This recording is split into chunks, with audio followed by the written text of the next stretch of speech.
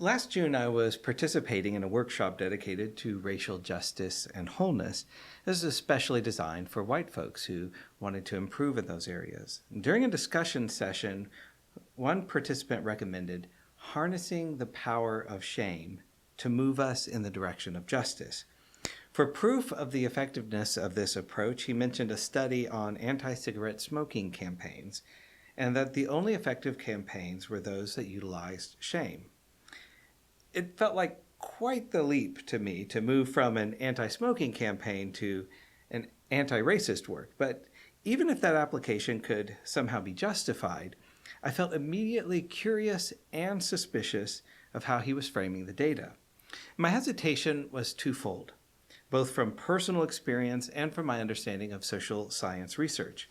And those fears overlap, influence, and inform one another, but for me, the personal experience came first. For those of you who have listened to me before, you already know that I grew up in what could be called a chronically shaming environment. This was centered around my fundamentalist Christian community, especially when it came to issues related to gender and sexuality. But the shame came earlier, before any awareness that I could have of those particular topics. As I've shared before, it felt like the concept of sin was weaponized against those who were outside of the dominant culture because of who they were, what they believed, or how they behaved. You might have heard my story, for example, of how our pastor took us little kids aside and had us pass around square-cut nails and a crown of thorns from locust tree branches and had us poke them into our hands and fingers, and while he solemnly described how each of us murdered Jesus. Even if everyone else had been perfect, he would say, Jesus still would have had to die this horrible death because of you and your sins. You put Jesus on the cross. Didn't seem to make much of a difference to some of the kids who, to be honest, seemed to enjoy getting to play with torture implements at church, but it rather terrified me. I felt horrible just for being alive. And as I grew up, anything I did that was outside of our religious community's expectations could then be used against me to prove how sinful I was and how much I deserved to suffer for it. So, shame was given to me as a lens through which to evaluate every thought, word, or action I took. And I recognized my own first 3 decades of religious and cultural experiences in Dr. Allison Downey's description when she wrote about the potential for Christian communities to create climates of chronic shame and cause religious trauma. In this way, she wrote, the religious teachings themselves, especially when communicated in chronically shaming environments, are traumatizing. In this approach, Christian religious trauma is not an added element to traumas of domestic, physical, or sexual abuse by a religious person or leader. Instead, the source of the trauma is formative experience of participating in Christianity. End quote. Because it is formative, the shame became part of who I was, part of my identity. I felt horrible for just being alive. And because my very existence represented a constant temptation, a flirtation with evil, or a descent into damnation, I struggled with depression, anxiety, and suicidal ideation. This created a psychological situation where everything was somehow and always all my fault. As Downey also pointed out, the most insidious aspect of Christian shaming is that it is routinely and consistently presented and justified as love. And in my experience, the shaming was done sincerely. That is, people truly believed that using shame in that way was an expression of their care. They were looking out for me. I do not doubt that the people who trained me in shame also felt affection for me and believed they were acting in my best interest. After all, they likely were raised in a similar way, passing on a cycle of shame that alienates us from our own bodies and minds. Downey described the impacts, particularly on children, when they are, quote, taught that their experience of harm is not harm, but an expression of love. Those formed to believe that violent harm is an expression of love are thereby prevented from the possibility of considering their harm as abuse. They already know it is a demonstration of love. Shame can also be understood through a lens of hermeneutical injustice. In chronic Christian shame, those experiencing the pain of shame are also taught not to know what their bodies tell them, the truth of their own experience. This harm must be understood not only as deprivation of knowledge, but as formation in a hermeneutical habitus of shame as a way of knowing, encompassing all relation to self, others, world, and God. End quote. Shame as a way of knowing. That is a good description of my experience in fundamentalist Christianity.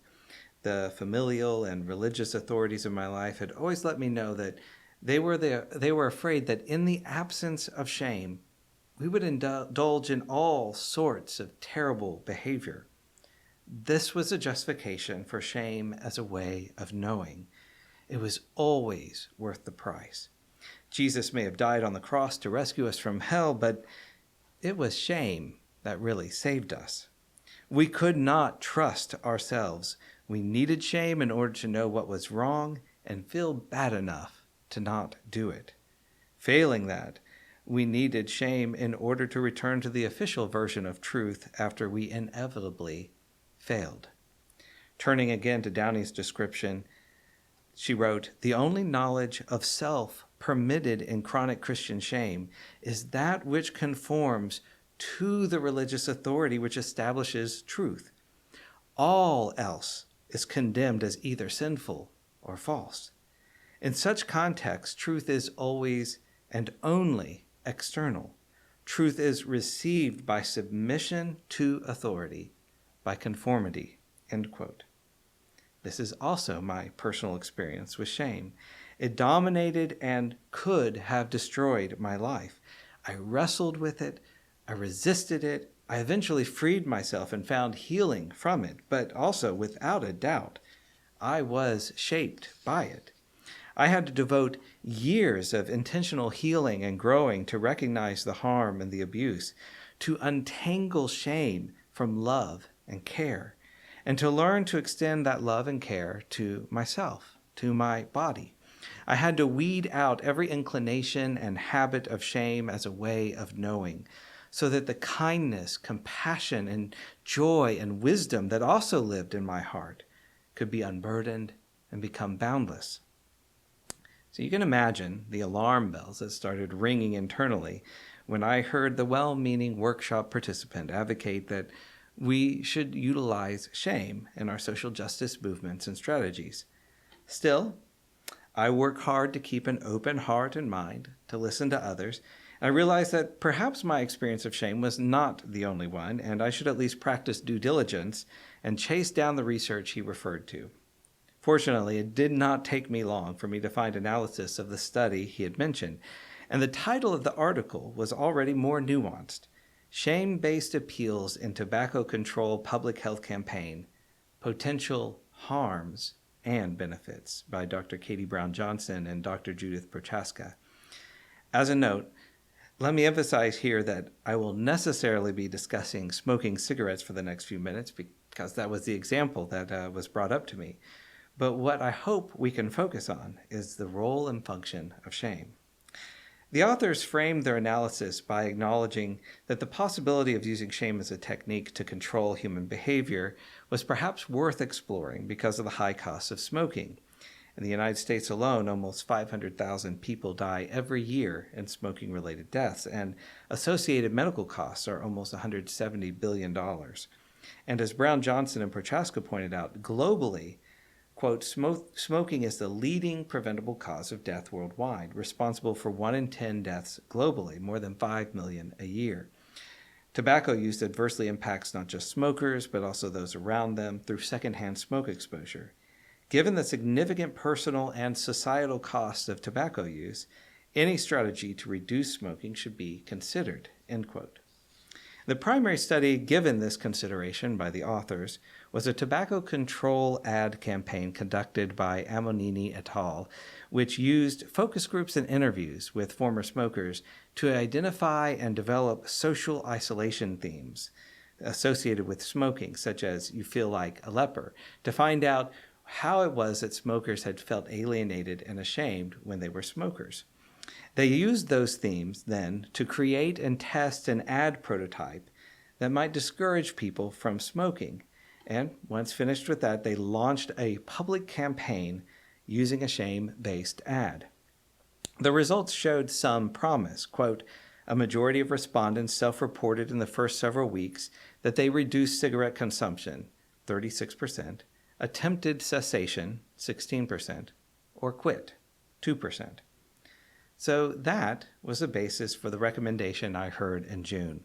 Shame works, or at least shame kind of works, or at least shame was correlated with a desire to change, and so it would be easy to conclude we can and probably should use shame as a strategy in our social justice movements.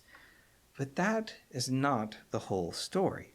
And we thankfully do not even get through the introduction of the study before the authors wisely recommend caution. Quote, while suggestive as a promising public health approach, the potential for harm associated with an emphasis on shame also bears consideration, particularly when in relation to a behavior sustained through addiction and increasingly concentrated among marginalized groups. End quote.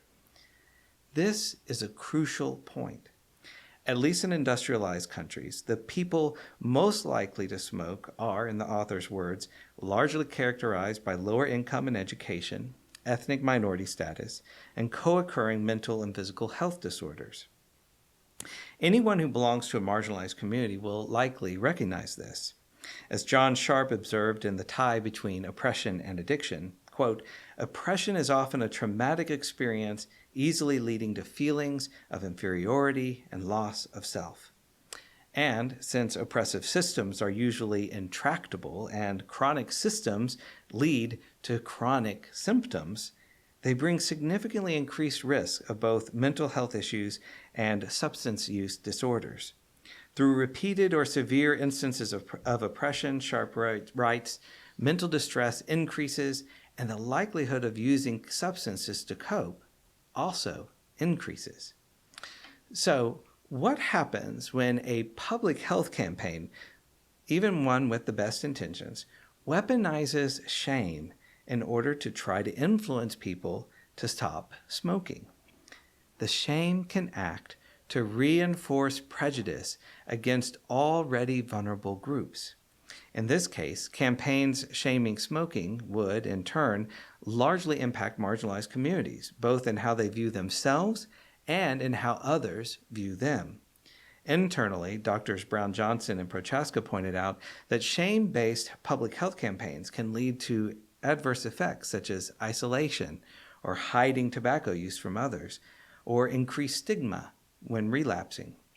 Although most smokers experience social stigma of some kind, such as glaring looks or insults, in a small amount of cases, smokers even experience blatant discrimination, such as being denied employment or housing. So we have a situation where marginalized groups are most likely to use tobacco, often to cope with the stress of their marginalization. And thanks to shame, tobacco use can then be used to further justify their marginalization. As Brown Johnson and Prochaska wrote, interventions that risk stigmatizing could backfire by exacerbating health disparities rather than reducing them. One example of this kind of backfiring can be found in a 2019 study by Clarissa Cortland, Janessa Shapiro, Iris Guzman, and Laura Ray.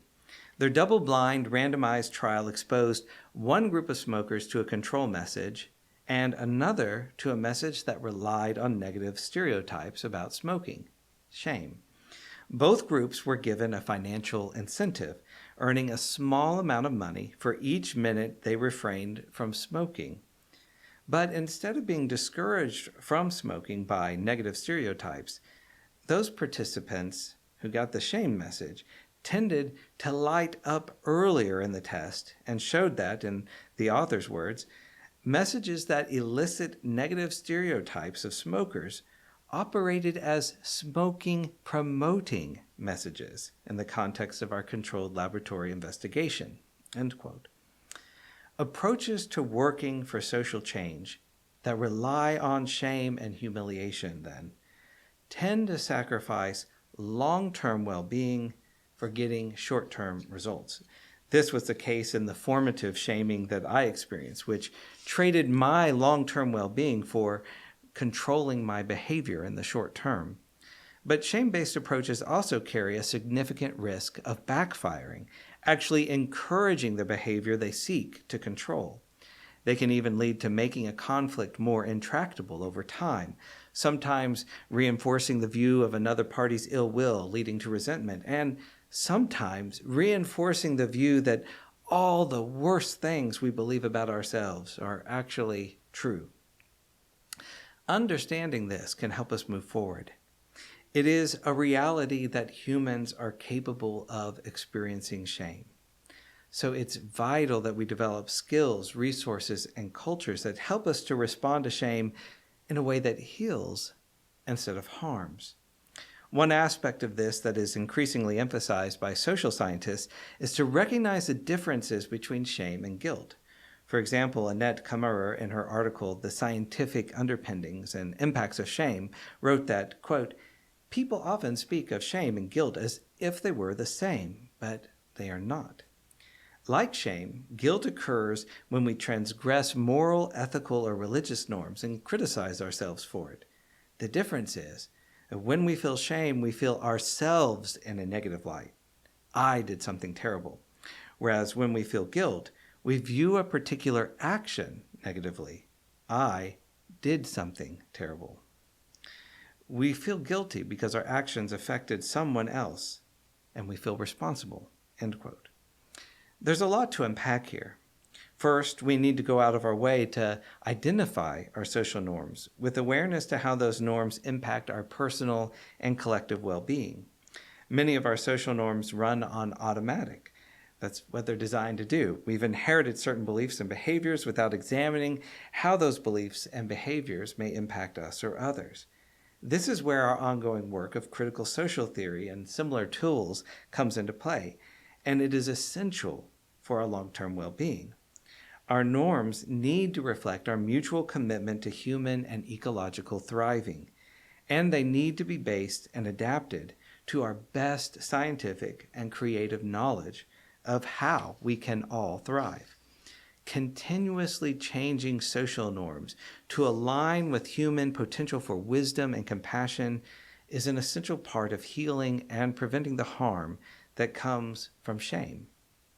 But along the way, we also need to transform how we respond to when social norms are broken. Using shame as a coercive tool to control others is a social norm that itself must be transformed. We need to learn how to work with shame with understanding instead of blame, with kindness instead of coercion, and with healing instead of humiliation. This is slower work that requires a lot of patience, but it is worth it if we are sincere and really want healthy, transformative communities.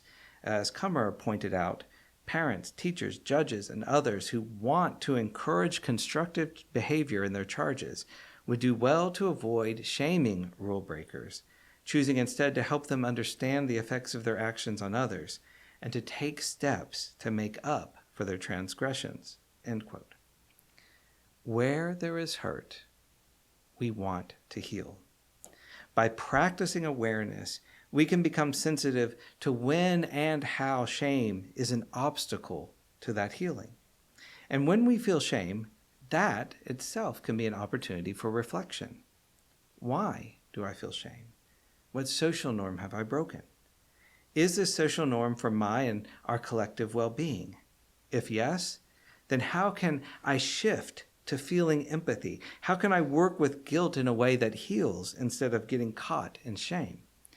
If no, if this social norm is against my and our collective well-being, How can I recenter myself in a new norm? How can I connect with an aspiration that better aligns with mutual care and thriving? For social norms that don't support our personal and collective well-being, we can also ask, what behaviors is this shame seeking to control? Who benefits from my shame and humiliation? What changes in attention and intention could help shift social norms toward well-being, justice, and peace? What resources, support, skills, communities, and movements could I connect with in order to participate in that transformation?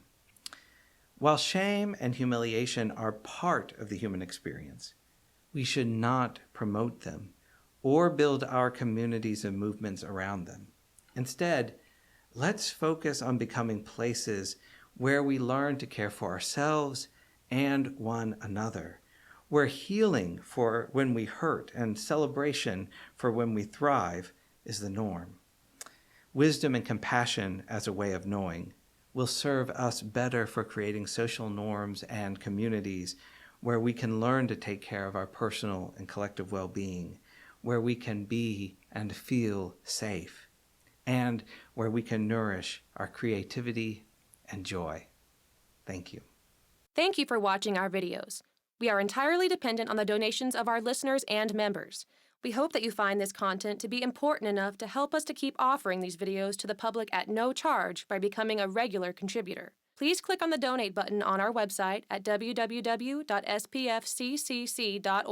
Thank you for your support of progressive religious programming.